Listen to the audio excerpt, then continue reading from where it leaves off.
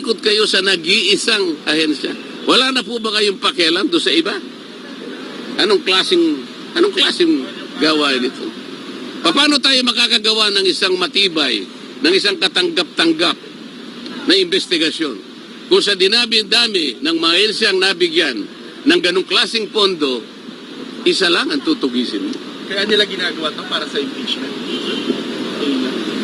Isa sa paraan, baka sakaling makakuha siya. Hindi po ganun nga baligtad po ang nangyari Hindi po kayo ang gagawa niyan. COA po ang magpapatunay kung ang pagkakagasta po ay hindi tama o tama. Kayo po ay walang mandato na ganyan.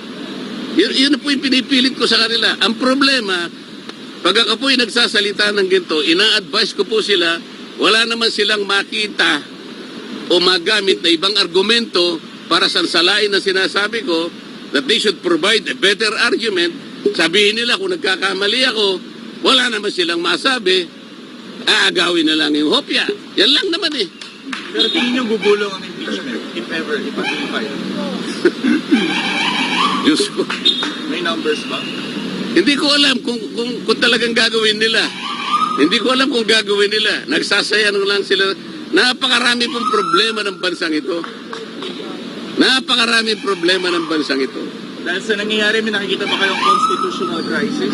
Maaring mangyari yun. Bakit po? Tingnan po ninyo. Sino po yung kanilang pinagdidiskatahan? Opisina ng Vice President. Nagkataong pangalawang pinakamataas na Pangulo, pinakamataas na opisina sa ating bansa. Bakit po nagkaganito? Kung meron mang nakita, kung meron, bakit hindi hayaan po yung proseso na gumulong? Ba't hindi hayaan yung opisina ng COA na siya yung magsabi sa atin sapagkat sila yung merong mandato? Kung gusto nyo talagang gugulin ang panahon ninyo sa ganito, tawagin po natin lahat ang mga opisina na pinagkalooban ng confidential fund.